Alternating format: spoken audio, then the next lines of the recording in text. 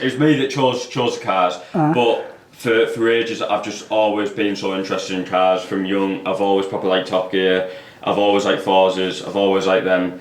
And yeah, I think it was actually my drum teacher. It was like, he was the only entrepreneurial person at that time in my life that I actually knew. Ladies and gentlemen, welcome back to another episode right here on Entrepreneur Podcast Club. I'm your host, Mr. EPC. I give a big massive round of applause to my two very special guests, Chris and Ben. So welcome to the show first and foremost. Thank you so much. Yeah, thank you for Absolute coming down. Pleasure being here. It's been a pleasure. No problem, and thank you very much for your time. So do you just want to tell us a bit about your background, about your education and how you got here? Yeah, of course. So we're both 20 now. We both went to the same school, always in set one. Many people wouldn't think we're in set one, but we're actually decent at school. Despite the motor trade, most people think we're just numb. But yeah, no, we're pretty decent, and we were always in the same set. We were always mates throughout school, and yeah, we sort of didn't want to progress with university, didn't want to progress with anything like that, and just knew business was the way forward. And we were the only two in our friendship group that just didn't want to pursue that. So yeah, we then went to college. Ben dropped out pretty quickly, and then I stuck at it for the whole 2 years. I had jobs within there, quite a few of them. And then Ben, what did you do whilst I was at college? Yeah, so I got an apprenticeship in accounting. So accounting was always sort of like my plan B. Like, my parents were hoping that I was going to be an accountant, but I never wanted to be. It was always just a plan B. What my intention was initially to just work as an accountant, save a bit of money, and then pursue business. But at the time, that was going to be property investing, because when me and Chris started, he started selling cars, and I started doing something called lease options, which is where it's like low money down property strategy, where you can get in using like £1,000-2,000 because you just need to cover legals. In essence, you agree a purchase price with a seller for a property to purchase, let's say, 5 years' time. We cover the mortgage payments and then purchasing a balloon payment at the end of it. So it was low money, so it means I could get in there at a young age. And so that's what we pursued. But then we just, over time, gradually realised that dingers was the way forward, just because I could then focus on marketing side of things, Chris could focus on selling, and then it just blossomed from there, really. So yeah, like at that time, I then went straight out of college, went onto Amazon. Ben was at AA, and then we just kept on making the cash flow, and then started flipping dinners from our driveways. We were on 1, 2, and then we got like an industrial unit in Darlow, but it wasn't really worth it. It was pointless, because at the time, I think with the motor trade it's difficult, because unless it's sort of within your family, where none of our family's been in the motor trade, it's hard to get a hold of the knowledge. A lot of it is like generational and sort of, yeah, as I say, in the family. So any newcomers, it's difficult to find the information. So we were just making so many mistakes. Initially, when we started, we weren't selling dingers either, which was a massive mistake on our end. We were trying to sell like £3,000 cars, £4,000 cars. What was the most expensive? Like, was that the Scirocco? Yeah, we did the sale of like return. five grand plus, even up to 10 grand. But we just knew that was the runway. Was in there and kept on going with our jobs. Had multiple jobs through there. Got sacked a few times. I didn't get sacked. Chris got sacked. Yeah. Anyway, and then we got onto this, and then we thought that dingers was the way, and yeah, we've started here, and then it's all sort of started recycling now. Okay, so tell us about the very first car that you brought. Is that Range Rover P38? Yeah. I'll start with that P38. That was a very terrible decision. Because it's like, I mean, we'll get onto that, but one of the reasons why we came on social media is to give people that advice that we didn't have. So I went out and bought a, £1,300 Range Rover, which had like an airbag light on, didn't have any service, engine light on, everything was on there. But it was just totally the wrong mistake. Ended up buying that, had it on like Facebook and Auto Trader for about a couple months, and then I eventually swapped it for an Audi TT, which then sold for 2,300. So it's basically a grand profit, and it all started recycling from there. Okay, so going back to your very first car, the Land Rover that you brought. Yeah. So where did you find that car? Facebook. Facebook. So okay. yeah, so all of the greatest. Yeah, so I think it was about a couple of weeks leading up to that. I was kind of procrastinating on it. I knew that this was something that I wanted to do, but I was thinking, would this deal work? How do I know that this deal's going to work? And then I kind of lost my head with it, and then I just went full deep end and bought that Range Rover. Okay, and was that in Darlington, was it? So it was round here actually, it wasn't too far from Durham, so we travelled about half an hour. It was me and my dad, and my dad drove it back home and then cleaned it, took photos of it. Again, like all of these, don't need any mechanical work, so I just took the photos straight away on Auto Trader, and as I say, it took a couple months, but after all of that, it was definitely all the work paid off though. Okay, so did you buy that car collectively together, or was it just you? So with us, it's always been a strange one. I feel like that's why we've noticed a lot of growth in such a short space of time now. It's like we've only been here since December, and it's compounded massively. You think about all this stuff now, yeah, it's changed so much. It's ridiculous because when we first started, as I say, with me property, Chris Cars, it was like my focus wasn't there, and like Chris's focus wasn't on the property. So it's like we were growing two businesses separately, but 50-50, which is like, it's weird to say it, but that's how it was. So no, like we split all the money and everything like that, 50-50. But yeah, it was like none of my time and energy was on cars for quite some time, and like vice versa. So it definitely staggered the growth of both of them. But that's where it was really. But we're joint bank accounts. We're like it's like a married couple. You'd think we are married generally. So how did the friendship come together? Yeah, so it all started in set one. I remember it was I can't remember. You were reading my handwriting. So I remember the classroom. I remember it because it was in Mr. Rathmell's.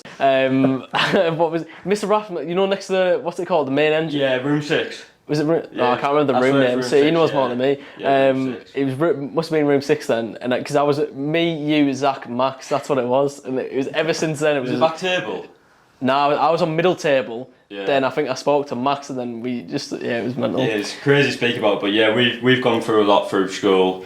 Obviously, had mates through school. Not everything's gone all right, and then it's just ended up just me and Ben. Like Ben's my only mate, and then that's how it happened. Literally, because we had a group of mates throughout school, and then when we started getting into business, that's when. Again, I'm not going to like try and say that envious or jealous or anything like that because it's not my position to say it, but they drifted away from us, stopped inviting us places, started slagging us off and stuff like that for whatever reason, we don't know. So it has just resulted in ourselves, but better off way more than that. The vibe is much better. It's much less negative energy that you don't need. It's less draining. So again, I can't really speak for people that are in business that have more than one or so mates, but I always think like everywhere. If you go more than 3 or 4 mates, there's always that one person that can kind of have that energy that brings down the rest of the group as well. Yeah, absolutely. So let's go back to when you first come together. Like you went into property, and Chris, you went into cars. So how did you both come together to open this business that you got today? Yeah, so again, a bit of a weird one. So when I left, because as I say, I went to college for like a week. Dropped out, went into an apprenticeship. But at that point, I was dead set on what I wanted to do. I think it was like when you were 17, so it might have been a year later, you knew. So I already knew my plan. And then I just sort of, at the time, we were still with that group of mates. And I just distanced myself completely because I just knew what I was wanting to pursue. And then about when we were like in the thick of it, I was still researching. Chris was researching cars at the time, but we didn't know each other were. And then we just sort of like messaged each other. We're like, oh, we'll meet up and just discuss. And then found out what we were both doing. It was like, yeah, 50-50 from day one, really. And that was weird how it come together. Yeah. It's almost, I do believe everything happens for a reason, and everything that has happened so far has definitely been for a reason. No matter how good or bad it may seem in the moment, it definitely was. And it was just weird how it all came around, really. Okay, fantastic. So why did you choose the car industry to go into business? So yeah, I think, again, this is one of these answers that we need more scripted now, but again, it was me that chose the cars, but for ages I've just always been so interested in cars from young. I've always probably liked Top Gear, I've always liked Forzas, I've always liked them, and yeah, I think it was actually my drum teacher. It was like, he was the only entrepreneurial person at that time in my life that I actually knew. And then I was at a drum lesson and I was like, well, when you were younger, before you did this, what did you do? And he said, just sold cars. And that's where that Range Rover came from. I showed him cars, he was like, yeah, that looks good.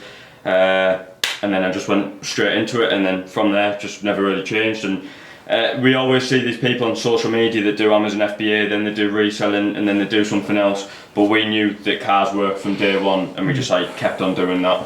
Okay, so going back when you first brought your Range Rover, yeah. Where did you get the money from for that? Yeah, so all of that was Big through up Mackies. Mackies. Okay. I was at college, and then I got a job at Mackey's, and then I also got a pot washing job at whatchamacallit. It was like a tapas bar in our local town. So I'd be at college full time, and then I'd have them 2 part-time jobs. So I was knackered when I went into college the next morning, but I knew it was all pointless from like basically halfway through college anyway. So I saved up like about 1,300 quid. Bought the Range Rover whilst I was still at college, and then I sold it for that Audi, which then I sold the Audi still at college as well. So yeah, it was good. Like I knew before leaving college that there was another option basically. So yeah. Okay, so when you both come together and opened up Darlow Dingo, sorry, what was the first car that you first brought? It was that Get, wasn't it?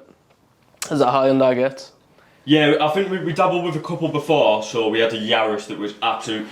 This was the peak of the pandemic, and I thought, like, what the f is going on? This was when car deals were through the roof. We bought a Toyota Yaris, I think it was 350 quid. Scratches, dents all over the place. I think it was a 2003. There was a 1 year MOT on it, which fair enough, that was probably the major selling point.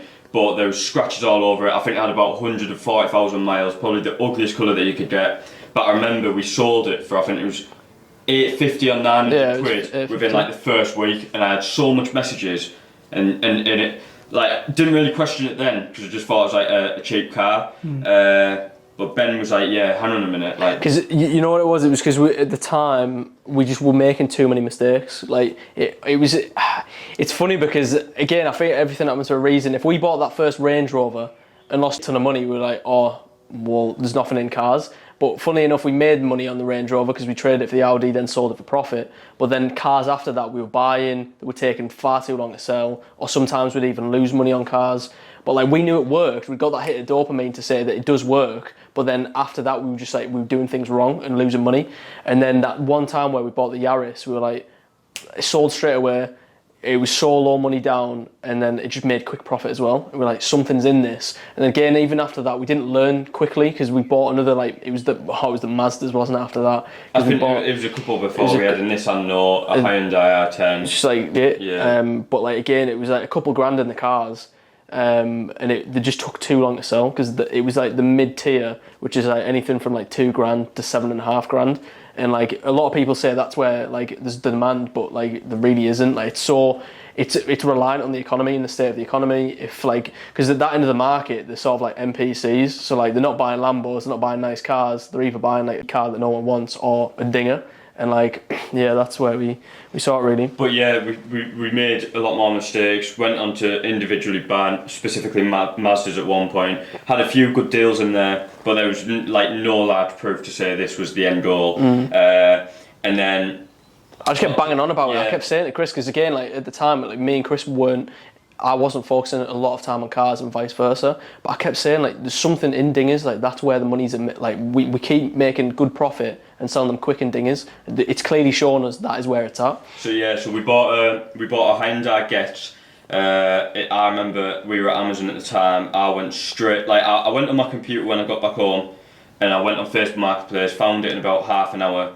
And I was like, yeah, I'm just going to get straight on this. So I was like, Dad, can you give me a lift? It was to Northallerton, which was about 20 minutes away. Didn't question it. Bought the car, negotiated it down. Was it 300 or 350? 350 for 350. Literally needed nothing doing on it. Again, there was a few problems. Made a couple dodgy sounds and that. But we sold it literally the first few days actually. And I think it was, 850 quid? Yeah. So 500 quid profit near about for like, from 300 quid, so it was like this is the way this. And the reason why as well, because we noticed with certain cars, I remember like before we got that car, because the Mazdas was basically like, what's the you know, when it's like the fork in the, I don't know what the word, but that was the end of it. Like one of them, we bought them quite well, but then also not quite well. But some of them had like scratches, and like dents and stuff. But because they were like $4-5 grand cars, at that end of the market, when people are paying that sort of money, the one car sort of spotless. Even if it's an old car, they still expect it because they're putting in $4 grand. But as soon as it was dingers, it doesn't matter. Even if there's the doors hanging off, like it'll sell. And that's the thing. That's where we thought like there's so much less headache. They sell so much quicker, and we don't need to evaluate the cars as much. We just need to know right the bottom line of like cars. If you sell a car 1,500 quid, it's going to sell, and like so there's no stress in analysing and stuff like that. So that's where it was really. Okay. So let's go back one question as well. So when did you first open Darlow Dingo, sorry. December, like this one, it was like December. Yeah, it was December. It was somewhere around the 10th, I think. We were still at Amazon. I came here on a night after straight away, and it looked so shit round here. Like, not gonna lie. It's a bit of an inbred town. Like Darlow, where we are, it just seems very like. Darlow's like a safe haven for us, to be fair. But like County Durham in general is just so inbred. So I came here on a very depressing night. It was like all dark. I came here. I was like, what are we getting into? Met the guy behind it. He was completely sound. Thought, yeah, this is actually class. This is our chance here. And then got straight on it. Bought like 3 or 4 cars within like the first week of getting here, and all of them pretty much sold within like the first week as well. And then within that, I think we got to about 10 cars by like end of January time, and now I think it's like May's time. Yeah, it's May time now, and we're on about 20 cars. So hopefully other plots soon, and it's all going from here. Yeah. Okay, fantastic. So in terms of the cars, how do you finance the cars? Do you take out loans, or do you just use your own money? Just recycling, and that's the beauty of thing is you can recycle with it and work your way up. It's not like the high end of the market where obviously you do need financing and stuff like that. But we can literally just buy a car. When you were talking about 300 quid, 250 quid, like some of them are 275 quid in that, and like Jesus Christ, that's like nothing. Sometimes do use auction as well though, so like you can use stocking loans. We haven't used one yet, but that is also something we will look into. But yeah, just cheap as chips thing is that anyone can afford really. Yeah. Okay, fantastic. So you previously mentioned about the Mazda. That wasn't a very good car to buy and sell. So how do you decide what make and model of cars to buy? So I'll let you comment first, and then I'll add. Yeah, so I think from the dinners now, when we saw Hyundai Getz, it's like, what was that like? And it's such a random car. So I knew that basically from there, anything like at this price point would sell. We sold daft shit for 1,500 quid before, so anything would sell. But when anyone asks me on Instagram or whatever, what car should I normally look for, we normally find that something like a Vauxhall Corsa, Fiat 500, Volkswagen Polo or Golf, Fiestas. Ford Fiestas, Fiat Pandas, anything like that, anything popular. Yeah. If you can get that for cheap, that'll normally go straight away. Yeah, that's the beauty of things, because like, again, we're not specialists. Like, people are generally looking for cars like under 1,500 quid. Like, they're just looking for whatever car they can have for that money, because that's the only money they have. But when you get into the higher price ranges, you can't really buy random cars, because like people putting like a couple grand into that, they're buying a car for that. Do you know what I mean? So we can buy anything random. But anyone looking to get into it, that's a mistake we made. So when we started selling Mazdas, it was because we sort of liked Mazdas, but then quickly realised as soon as it turns winter, you're not selling any Mazdas, because it was MX-5s, the convertibles and stuff. So they're only like a summer car. But I'd say like if anyone looking to get started, either follow your passion, or then like if you're a petrol head and you like a certain car, sell that if you want to, or sell dingers. Like, that's how I'd really put it, to be honest. Okay, so currently you've got 20 cars on your forecourt. Yeah. So tell us about the oldest car, how long you've had that, and how that's going. So like how long it's taken us to sell it? Do you mean, or just like, or just generally like the age of the car? Yeah. So the car that you've brought, What's been there the longest? Yeah. That's it. So I think now it was actually, we had a Volkswagen Passat, and I thought this would sell pretty straight away. It was a 2007 one, had a bit of high mileage. I think it was 200k, but still, them diesels, like even if they're high mileage, they'll sell fast. Yeah. That probably took us about three and a half weeks to sell, and that's very unusual. So I think at the moment I think the Vauxhall Zafira, which is a 2001 car, which we've probably had over 2 weeks. But that's what, like, when it gets, I'd probably say the average time it takes to sell is about 10 days for us. And that's normally anywhere between 400 to 800 quid profit, maybe even slightly more. But yeah, that's a figure. It just goes to show that 2.5 weeks we get concerned when it's been on for that long. Yeah, which is funny because a lot of like traders in other price ranges have like a 90-day rule, which is quite commonly used as well. Like, they can't shift it after 90 days; they'll just send it off to auction. But like, again, if we're getting past like the 2-week mark, we're then concerned like there's something wrong. Yeah. So it just shows as well like the timescale in this, and like we're not joking when we say it on TikTok. Like, these cars sell ridiculously fast.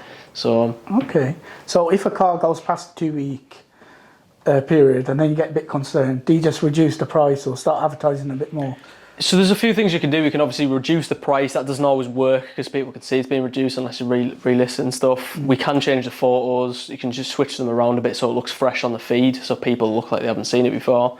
But that's pretty much like it, really. Yeah, there's not really too much you can do. You just got to face it, though, sometimes that you will just get cars that won't sell as fast. But that's what I mean. We've come to the expectations are set so high now that 3 weeks is madness. And if a typical trader sells it within 3 weeks, they're like, yeah, that's sound that. Obviously, we're not making as much profit as them, but yeah. I think a lot of people get it wrong though, because they'll sit on especially I think it's such an old school trade where they've got they're stuck in the ways in a sense where it's just they're making decisions which is in my eyes just silly. They'll be sitting on cars for generally quite a few months to try and hold a grand profit, but they could have flipped it in a week and made 500 quid profit and recycled the money and bought another car. So it doesn't really make any sense to me at all. I'd rather quick it and make quick profit and then move on. But it is what it is. We are here to change the game. We are. Absolutely. So in terms of, let's move on to your TikTok and your social medias. In terms of changing the game that you just mentioned. So when did you join TikTok and Instagram? Oh, it's been a weird one. So I would have the date on my phone, but I think we joined TikTok, was it February time? Yeah, it's January or February. I jumped on Instagram on my personal account on the 27th of Jan. Is that this year, 2023? Last year, okay, 2022. Yeah. Feels weird to even say that. So it's been about a year. We were making a lot of shit content, weren't we? Oh, terrible. I don't even know why. This is what I mean. It just comes down to stupidness when you don't have a clue. But even though we were together, we were posting on our personal pages, didn't have a Chris and Ben account. So again, that was just stupid. We then made a TikTok, didn't know what we were doing. They were terrible. Just doing nodding heads and pointing videos and that. Yeah. It was only since October time it started to grow though, which is weird. It feels like it's ages ago that it was, but it was only since October, about 6 months ago. But that's posting every single day as well. And then it blew from there and started compounding since now, I guess. Okay, so when you said you've been posting for 6 months, who was responsible for uploading the videos, recording it, make sure that it went out on time every single day? Yeah, so at the time it was, the way we were doing it, we were both mapping out together. And the way we were, again, so much has changed since we actually came here. But before then, as we did then below, was Chris was editing it. I was mapping it all out in terms of the scripts and stuff like that and what we say. Because if anyone's seen them, obviously we mentioned the single mum video. They are quite creative, if I say so myself. But yeah, so we script them and then Chris will edit them. But now we've got our VA taking that over as well. So we don't edit the videos anymore. And yeah, that's how we really played it with social media. Okay, so who uploads the video? Is it your VA? Is it? No, so we never tried that just in case because they're in the Philippines. It was always a concern if it pushes to the Philippines audience. We just didn't know. We didn't want to risk it, so we just sort of got that to us and then posted it ourselves. Google Drive's an absolute godsend because you can just upload and download from there, which is good. Absolutely. Okay. So you mentioned the single mom video, TikTok video that you did. So how did you descript that, or is it just one take?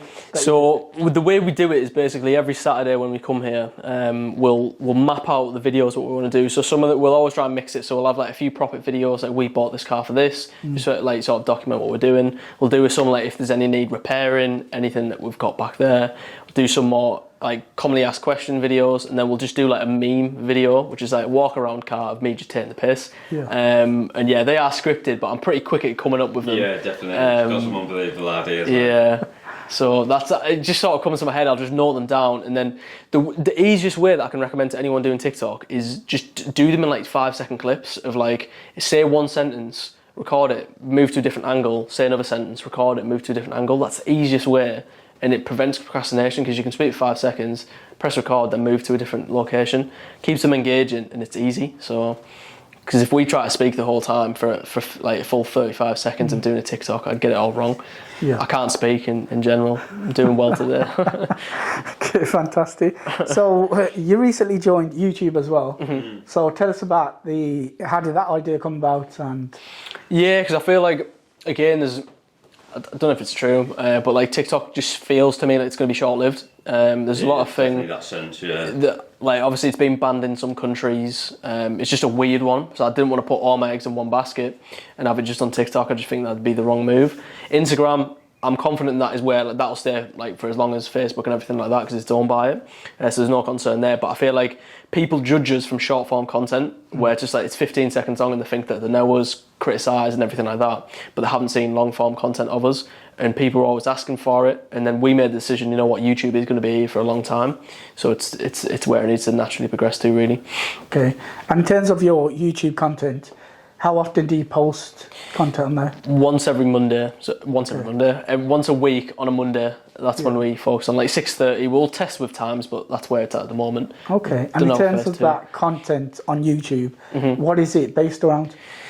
So it's based on the car niche, but it's just like sort of adding our personality to it. So it'll be like a car video, but just like again, just like basically our TikTok video, single mum videos times 10, like a bit more polarising, a bit more controversial, pushing a few buttons here and there. A lot more borderline. Yeah, a bit borderline. So if it take offence easy, don't watch it. That's where people get to see our true personality. Like on TikToks a lot of the time, it's just like we bought this for this. Yeah. And when Ben does the meme videos, that's like as close as you'll get to see like our real personality. Without swearing. Yeah. But when we get on YouTube, like it's like all guns blazing. It's just take it or leave it type of thing. Yeah. Okay. Fantastic. So you recently put out some courses about buying and selling cars. So do you just want to tell me a bit about that, how you got started and how you advertised it as well?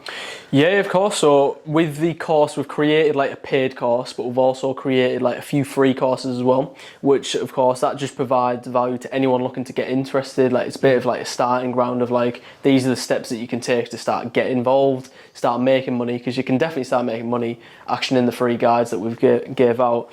But then for anyone that's serious, we created a full course that literally goes through everything. Chris has more knowledge about all the different intricacies, and we just covered absolutely everything that you need to know to make money from cars. It's that basic though that it teaches you that like how to, anyone can get started with it. It's that basic, the instruction zone. Because the thing is, it's funny because like car flipping is so simple and basic, but there is a lot of moving parts, and if you don't know them moving parts, it can then seem overwhelming and confusing, which again, we made mistakes because we just didn't know them, but they're so simple. So we just wanted sort of like one home base for absolutely everything you need to know, almost like a Wikipedia type of thing, that anything you've got, it's there. So that's how we've really mapped out, really. Okay. And if somebody who's watching this wants to buy the course, where can they go to buy the actual course? So they can go on. It's actually launched. Like I released a link yesterday, which is just www.chrisandben.com, which is our main like hub of everything. Like you can access all the free. So what we've got is like a free course. Then we've got free training guides as well, like some ebooks, another little like video and like webinar style type of thing. And they can also go there to get the course as well. Okay, fantastic. So in terms of the course, how did that idea come about? How did it come about? I think it's just natural progression, really. I think a lot of people on social media seem to sell a course, if that makes sense. Once they've got a fairly... And we knew a lot of people starting out as well, that have already done it, that's saying like, yeah, you've got to release it. Like we know, like, you know, Crep Chief, and a few people are a few people as well. In property as well. Yeah, property, and they're just like, yeah, you've got something that you can monetize here, so that's. But also like we were just getting bombarded with questions. There's so many questions though, and like we just thought instead of like answering it, like, cause I'd be struggling to answer them, like, because everyone needs to know all the answers, but it's hard to give them one simple answer. Yeah. So we thought like there's people out there that need to know a lot of answers, and it'd be very easily answered in the course. Sorry. And the thing is as well, I think a lot of people, like we put so much time and effort into the course as well, because we just knew how we felt when we first started. But I feel like a lot of courses these days are sort of like just strung together and just like sold on. They haven't really put much care and attention into it. Yeah, a lot of PDF ones, which just trying to jump into like money, but that wasn't the situation. Like even with our course, we provide like they've always got our Telegram, so like they just messages there. They've constantly got access to us. We'll answer as many people as possible on there, and then like just constant support. So we didn't want to create just so like shit, because then your reputation just goes out the window if it's a crap product. We just wanted to put a lot of time, energy, effort into creating like something that was actually viable for someone to use. Okay. And how long did it take you to get from the idea to actually having the courses fully there and ready? It took a while. It did take solely because we packed it out completely. At the time, I was mapping out the videos, recording videos. Chris was trying to edit them. I was then building the software that the chrisandben.com is and putting that all together. So it took longer, but like any courses that we make going forward will be much quicker, if that makes sense, because the foundations have been built there. Yeah. Okay, fantastic. So let's move on to your bit that you did recently on TikTok. Like Chris, you got a new haircut, and then Ben, you locked in the boot as well. So tell us a bit about that little bit, how that bit came along. Yeah, so we had a few challenges in there, didn't we? So Yeah. it was like the main video, we knew that like we wanted to like somehow get locked in the boot of a car, and then everything else like kind of transferred from there. Yeah, so it was our YouTube channel. We thought we'd get like a good idea on there. So like we thought like locked in the boot. So we'd set it up in like we'll go against each other in like 3 challenges. Was it 3? It was, wasn't it? It was table tennis. Yeah. Proper poverty FIFA penalty shooter because we only had 1 controller. Yeah. And then a race as well. And then. Oh yeah. But then we just like in the middle of the video, we were just like, do you want to do a bet? Like if I lose and if get out of the boot early, you shave my head. If not, I'll shave yours. And we just give him a little mullet. But he wanted a mullet for ages anyway, so it just made sense. It was worthwhile. And who cut your hair, Chris? My man did. Oh, yes. He's gonna struggle, might say.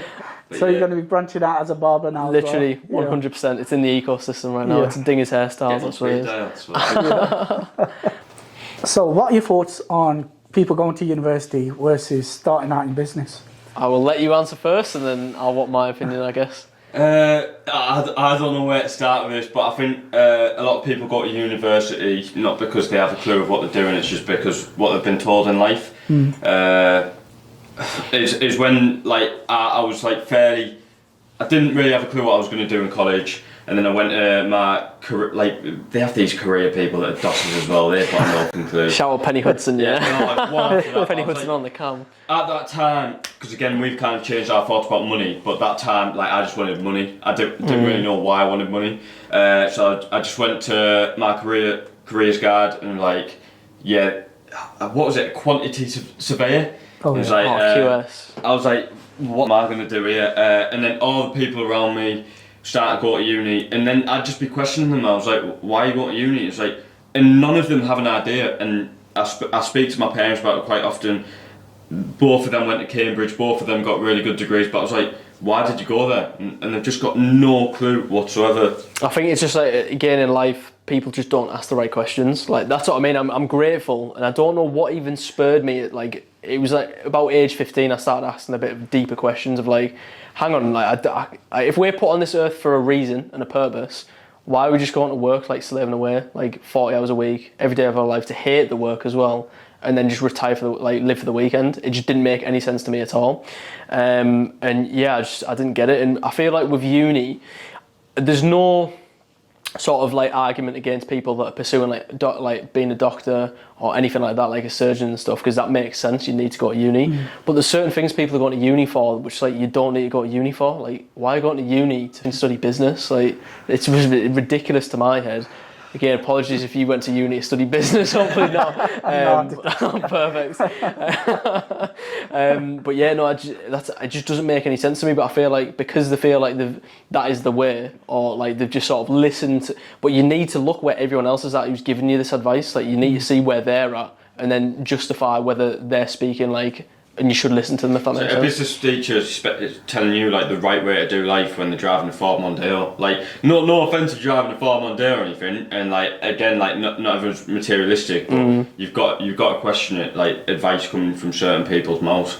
You seriously have to, because I remember like again like when I mentioned accountancy, like I was about age like 11, 12, whatever, like when we're young, or when I grow older I want to be this. And I mentioned that and like my parents just clutched onto that, like hoping I was going to be an accountant. Yeah. But like, as I said, about age 15, asking deeper questions, I was looking at accountants and where we are, we're based. It's a bit different in London and stuff in the bigger cities, but like they're on like 35 grand a year, 40 grand a year, 50 grand a year, and like, it just caps off there. Like that's the maximum you're going to get to. I'm like, to be fair, and like, not to big myself up, but I feel like I'm quite an intelligent guy. I feel like if I was to study that long, surely that could be much more productive into a different sort of idea or different like path, rather than going into accountancy and capping myself up. Do you know what I mean? Like, I just didn't get it.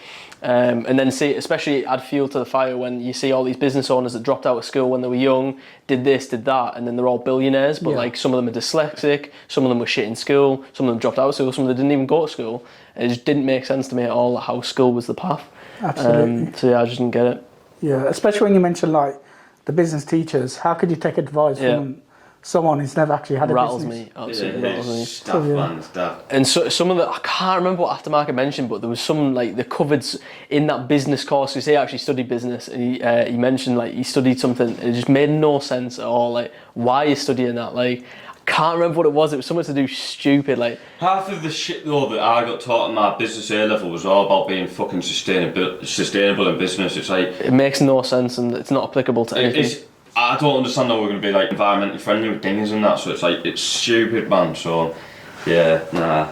Terrible analogy. Yeah, terrible analogy, but like just some of the topics just didn't make any sense. I remember asking because I didn't, as I say, I didn't go, I dropped out after a week, but our secondary school, we had the same secondary school business teacher, and he said he didn't get started in business because he didn't have the right money at the time and he had a family. I was like, what?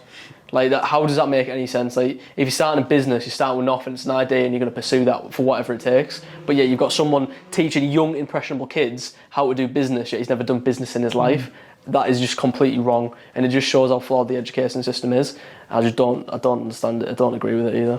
Absolutely. So moving on from university and being self-employed, so tell us about networking, how you guys go about networking and the importance of networking as well. I think social media is like 10x everything. Definitely, network. 100%. We've met some of the most amazing people from very young. The first person I ever emailed, he's called Bill Robson. He owns like one of these dealerships, like a franchise dealership, and he taught me like a lot of the questions that were unanswered for me at the time. Second person, he's unbelievable. He's called Sam Harper. Retro Classics. Like it's like these Ford Mustangs, like from unbelievable, 70s. Unreal. The dealership's phenomenal as well. And he gave me a lot of tips. But since then, like growing and getting more knowledge from other people, Martin Van Rooyen, I can't pronounce it. Van Rooyen owns VR cars down in Warrington. Unreal as well. Ferraris and all of them. He reached out to us when we were on like a few thousand followers. And he's seen the growth through all of this. But seeing all these other people now have all come through social media. And whether it's business growth, whether it's social media opportunities or other things, it's all been down from our funny videos, I guess. Yeah. But again, and you realise in business, but networking is so vital, and it literally is like everyone says the same phrase, like, oh, it's cringy, but I'm going to say it. Network is your net worth, but it is so true, and it is true. It absolutely is. Like the people you know, the people you have around you, is absolutely vital to your growth as well, and that's why it's detrimental as well to be surrounded by friends that are just sort of holding you back, because again, the people you have around you, it'll either uplift you or pull you down. So with us having a good support group around us, it definitely pushes us forward as well. Okay, fantastic. So you mentioned the network is your net worth. Yep. So who's the richest person or the most person that you look up to that you got in your phone contact right now? Well, the phone contact book is looking pretty sexy, if I say so myself. But the most, like in terms of richest, it probably is Martin, probably. Yeah, Martin's up there. Who else? Obviously, the guys down at Prep Chief, they've got some. Yeah, they've got some money for our age, considering. Yeah, definitely. And who else? David from Levolution. David will have a fat stack in his bank. He's the one that designed all the sales programs for Arnold Clark, and he knows a lot of people from there. So there's a lot of people, and once you start speaking to them, it's like, oh, you've done this, or you've done that, and then that's when you realise like how high up in life they are. It's like we're all interlinked. It sort of makes sense, doesn't it? Like every person you meet in business sort of knows someone else that we know, and then someone else knows that someone else, and it all wraps in. It's weird, but business is a breeding ground, I guess. Like they're all in it. Absolutely. So let's move on to a difficult business decision that you had to recently make. Yeah. So it was actually very recent, actually. So it was at the start of this year. So when we moved in here, that's when we decided, you know what, cars is going to have to be the focus, because we could just see the potential of it. And at the time, we had 15 lease option properties, and we had to make a decision of me no longer focusing on the property side of thing, and then Chris focused on selling, I focused on marketing, and push it from there. It's definitely the right decision, but it was hard at the time because obviously we couldn't progress the properties anymore because it was just going to be too much mind space and time as well. Okay, fantastic. So what are the plans going forward for the next 3 years for your company? 3 years, wow. Off you go. So at the moment we've got this place at 20 cars. We've definitely started to systemize it, and it's going to be fluent throughout. So once we've got this place fully done, we've got a couple of other sites in the midst for the moment, and then it's just going to be me and Ben like on our own, like trying to for these first couple sites, washing the cars, selling them, and once we get fully stretched, that's when we start to employ, and then Yeah, because I think we're going to scale it from there, but what we're going to be very, very sort of careful of is we're not going to be employing when we don't need employees, if that makes sense. Like, because I feel like a lot of people employ far too early, and then like it's a bit of a shambles. I think that's one of the biggest mistakes in the motor trade, which people clearly see. You go into a fucking like Arnold Clark, you go into an Evans Halshaw. They've got about 5 salesmen, a receptionist, sales manager. They've got a parts manager, they've got a parts person, they've got all these people, and you go in at like 2 o'clock in the afternoon, and then 10 of them are just dossing and that, and it's just not needed. So we want to very minimise our whole workforce so that who we've got is literally needed. It's sort of taking the McDonald's, the Amazon approach to systemisation of everything. Like everything has a manual and procedure, everything is done in this certain way, like all the way down to cleaning the cars, as simple as it may seem. There's still a process that you follow.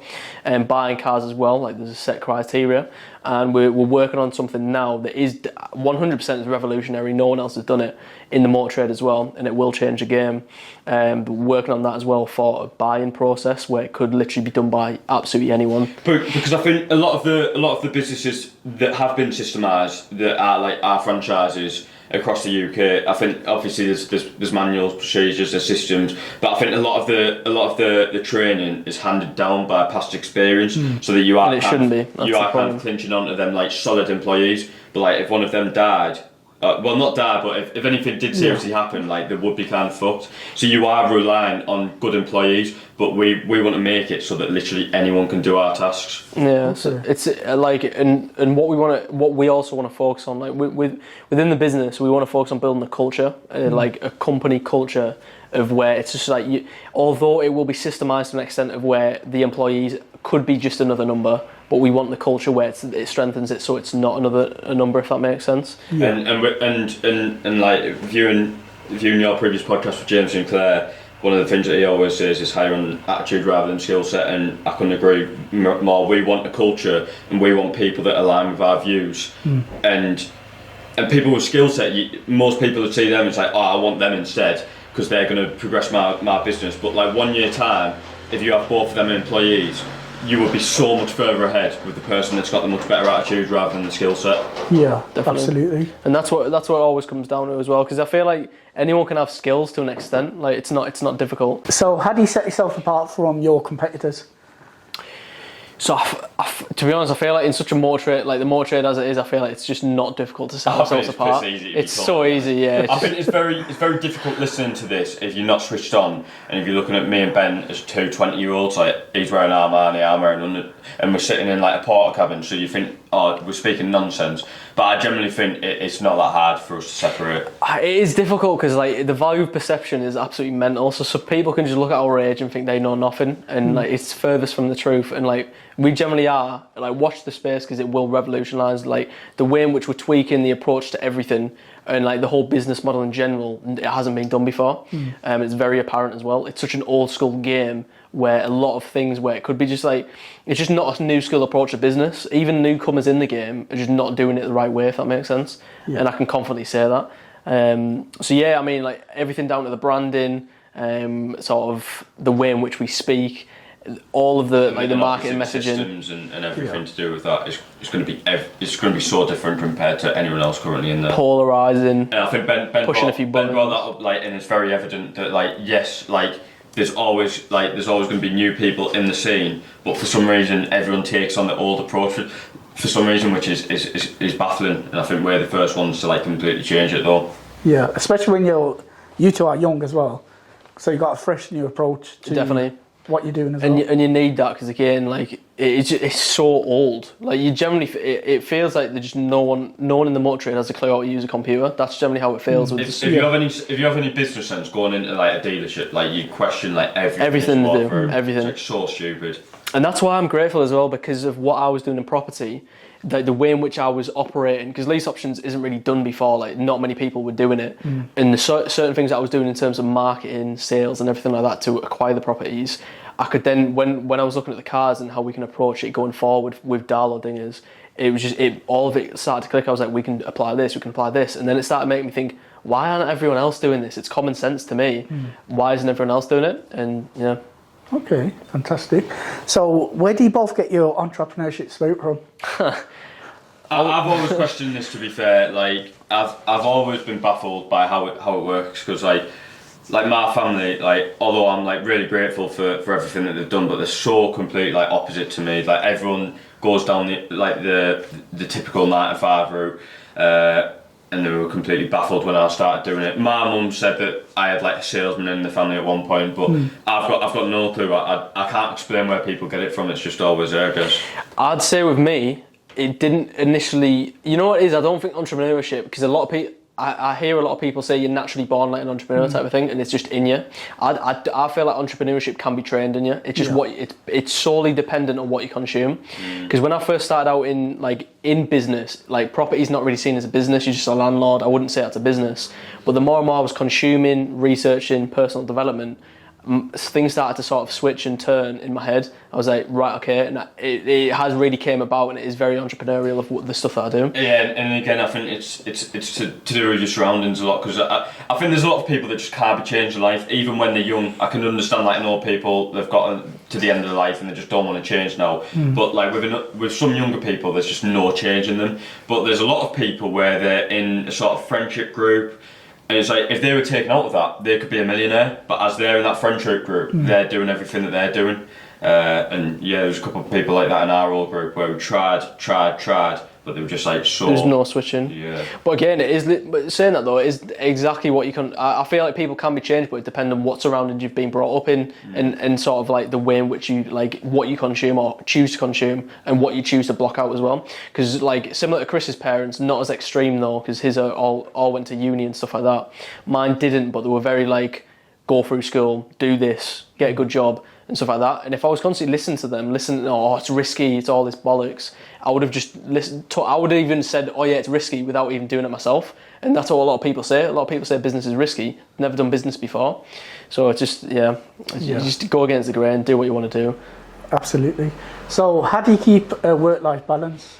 I think that's kind of bullshit, to be fair. Like, I know like a lot of people say this in business, but again, I think it's what you want in life, to be honest, and it's how you view like your daily life as business. Like me and Ben said this when we came up before, but everything that we do is what we want to do. Like we set off at like 7 in the morning and we get back at 9 o'clock. It's not to like make money. It's what we want to do. And I think Alex Mosey says it as well, is when other people question him about that he works so much, it's baffled, because it's like what he actually wants to do. And yeah, I agree. I feel like there's so many beliefs that in society, which is so fucking weird in itself. Like, how do you define a work-life balance? Like, what do you define as work in general? Like, it is weird, because some people can do YouTube as a hobby, and that's not work for them. But then some people could be a full-time YouTuber, which then someone of them presume that is their work. So what's it like? Some people game, and some people game for a hobby. So then again, what is work life? It doesn't make any sense. If you love what you're doing, it's life. Do you know what I mean? Yeah. So we don't drink, we don't smoke, we don't party. Literally, the only thing have we no don't friends. do apart from like this work is like we go on Xbox, and we've got a few other like hobbies, like individual hobbies that we do. But again, it's not really. I wouldn't say the hobbies. It's usually it's Saturday Night Siege. That's what we do. So we never go on like during the week. Like, we're pretty regimented with everything, so we don't really have time for it. But like on a Saturday, because we don't do anything on a Sunday, we'll do like late night Siege, still kicking that strong. And then just sort of doss around on a Sunday really. Okay, that's how we regiment it. So every day is different. So talk us through a typical day. So again, me and Ben are very different in our daily routines, and I think for me it's pretty hard for me to have like a routine. But we always, obviously waking up sometimes a bit different. But I'll normally set He's up. He's a nightmare, by the way. Normally set up about 7:15. I'll get a Ben's around 7:30ish, and then we'll drive here. It normally takes about half an hour. I'll get started at 8 o'clock. I'll have my food here. Normally about 8:30 starts the day, and then after that, it's completely different. I could be working on the business, creating all these systems. I could be selling cars. I could be driving cars. I could be washing cars. So it's very different. There's no structure in there up until about like 6:30, 7ish, where we finish. Go to the gym. Park out the gym. Go to the gym and then have a meal and then go to bed. And then with my side of things, because it's not, what's the word I was looking for? But I can keep it more structured in what I'm doing, because I'm just sales marketing of what we're doing. Is we'll record a YouTube video. I'll map out the YouTube video for the week. And all the scriptures and everything like that on the Monday. We'll record on Tuesday. The rest of my week is then editing the YouTube video or then working on sales funnels. That's all I'm doing at the moment. It is basically the Steve Jobs head of like that's what I put on. I put on a little helmet that says Steve Jobs. Yeah. Put on a little Steve Jobs mask and like started pushing the marketing forward because that's where it is. That's where money's made. Business is always just innovation and marketing. That's really all it's on. So yeah, that's what my day really looks like as well. Okay, fantastic. So, what advice could you give to someone who's watching this who wants to go into business? So it's just take action, really. A lot of people always say, "Oh, there's a risk going into business," but me and Ben say the risk is like working for the rest of the day. Well, working every day for the rest of your life, for, like until you're 70 or whatever. So you just take action. I feel like anyone looking at getting a business, ask yourself why. I feel like that it all starts with why. I feel like not enough people ask themselves deeply, like, why do you actually want it? I feel that you need to follow an exercise that is such a valuable one. It's like 7 levels deep, where you just like start with what do you want, and then let's say you want this. Oh, I want money. Or why do you want money? Because I want to do this. Or why do you want that? And then keep asking until you have a solid reason why. Because a lot of people just like for flimsy stuff like flexing on people, for pulling lasses, to just get a Lambo, is like all of that materialistic bollocks is just not gonna, especially when times get tough. That's just going to fall through the window, and like you need something intrinsically that is actually going to hold you to your goals rather than like something that's not going to push you. And again, we're not asked about money at all. It's not our driver. It's not what we want. It's just sort of like a byproduct of adding value to the world, really, and that's the way we see it. Yeah, absolutely. So currently there's a cost of living crisis. So you two as business owners, how has that affected you? It's been pretty positive on our end, because the thing is, I think it's positive. Yeah, it's like everyone needs a budget car, and it's class. well, that was a fantastic. I had some other answers in there, but I couldn't really like articulate them properly. Yeah. But yeah, no, like sort of refers back to what I said in earlier in the podcast. Was like with dingers, it's perfect because it's literally just recession proof. Like anything else, like when we were selling like mid-tier cars, that would have been hit hard, and like so many forecourts that are selling cars like that, because you're selling to like NPCs, the working class, where just like they don't have the disposable income. You just like they need a dinger now. They need somewhere to go A to B, so they haven't got like $3,000 to spend on something. They just need a cheap run around. So in any way, we're winning all the time, because no matter if the economy's booming, people still need dingers. If the economy's shagged, people still need dingers, so it's just always necessary. So it's been pretty ideal for us. I think it's kind of changed my perception on wealth and working class people in general. Like we're both from like a decent area, so like we're not really in the midst of it, but places around here, like it's just the bottom line reason. Basically, I see people's bank accounts when they're buying these cars for like $1,000 or $1,500, and they've literally got $1,000 in the bank account. And you see like how the rest of England's going on, especially like the coronation today. You just see how fucked the rest of like the UK is some points. So it really does put perception in and changes your materialistic goals as well. Because I always thought, you know what, getting a Lamborghini would be class and that, but like driving around a place like this, I'd just be like, mate, you are a wanker. So I think it does change the perception of it. It's just funny because I'm not like more, and again from a recent change as well, which is not motivated by like anything that sort of sense. I remember when we first started, we wanted nice cars, we wanted like the chains, wanted rings and stuff like that. And now I just couldn't be interested in one iota of even when we can buy them now. Like, what is the point? Like, there's no value to it, and like you just need to take the materialistic approach. Like, do you know what I mean? It's just not necessary. You're not going to take that shit with you. You just need long-lasting stuff that you like in life, rather than that bollocks. I forgot what the question was actually. The cost of living. Cost of living, right? Yeah. As I say, but also with that, it's weird because you sort of like, I can't speak for the masses. I know people out there are struggling, but there's also a lot of people where it's like, what are you doing with your money? Like at our age as well, especially when people are struggling, like they're at a full-time job. Where's your expenses going? Like, you've got nothing, no outgoings. Like what are you pissing the money on? It does baffle me because a lot of people say I'd like to start in business, but I don't have the money to buy a car. What? Like you're in a full-time job, getting probably about £1,000 to £1,500. Where's it from? Like instead of pissing it on a weekend, like put it into business and what you actually want to build for the future. So yeah, that's my little 2 cents on that, I guess. Absolutely, thank you, man. So that is the end of the podcast. I've been your host, Mr. EPC. Big shout out to Chris and Ben for inviting me down to their place. And if you did like this podcast, please do hit that subscribe button and that notification bell. And do look out for the next podcast. And thank you again for your time. Yeah, thank you very much for having us on. No problem. And thank you, the viewers, for watching.